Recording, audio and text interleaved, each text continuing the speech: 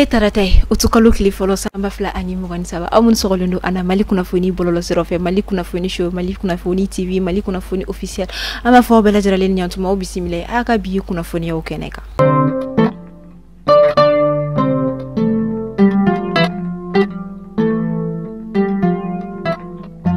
biyu kuna funi bina damne ni anga jamana nyama kasekliye ina fo ambetu makala matugumina colonel Assimi Goïta ni ali anga furanche fanga nyama ale koni tu mesi na bolla kataka rusu jamana konnala okumu konnala foma ko sume rus afrique ale koni sekla kana bi so madena anga jamana ba mali ba konna okonna jamana nyama kani nali koni okumu konnala kabini aéroport lani oye anga panguru jigiso ale koni kumbera finetikila ko fe ka sese fo kataka se akoni dahayoroma ina fo bamako ka kelengelen koni be o kalaba to yamina kata kabini février kalo temene fo na se bima anga jamana kon na la kerengerani ala anga faba kon na la bamako kurantike koni o kon kelente machine nigile kuran koni mitike wakati chama min kelen koni me degunye mogo ma mununga barabi keni kuran ani dimaya munuka musaka nuka sorobe bo kuran koni barawla o kon okumu kon na la o kon kelime dekumba ani gele abaye machama ma wele da koni beke wala saka sika fero soro wala saka dansikike kurantike pamalina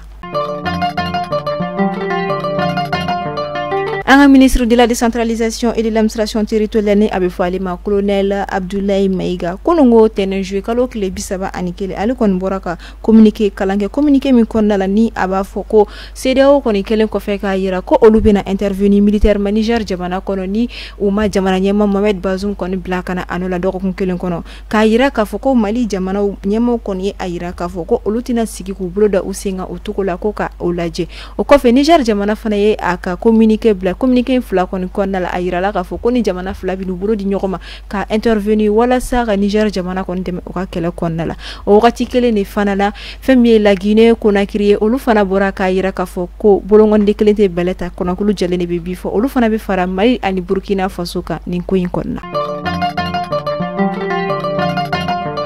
Premier Nigeria chef des armées ni oye général Christopher Mosaye ale fana kon bola bi tarata utukalo kile folo samba fla ani mugon saba kakuma RFI sanfe aye ayira kafo koni amaya akoko nikalata olu fana kon tina sigi ko fe wa udama la ko bina CEDEAO sebagaya soro ni ko yin kon nala ni amaya ka ko beta olu kon bika akon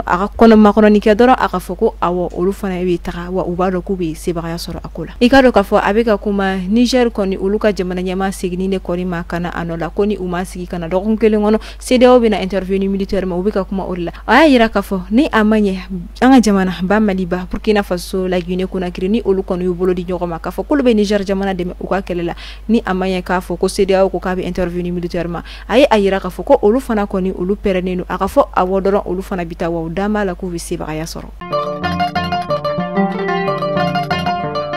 sangani o okum kelen ko nay alman jamana olu kon imbola ka ayira ka foko olu ka de memi kon mejigi Niger jamana kon la ko olu kon mina nyongiri folo ni wakati yani amaya ka foko ko yota kon kera uka jamana nyamana awafana ko baski balia kon me ufeno ko olu ka deme o kon mina joni wakati na ni kuma in kon fora olu fe ka sangani ala sele ka foko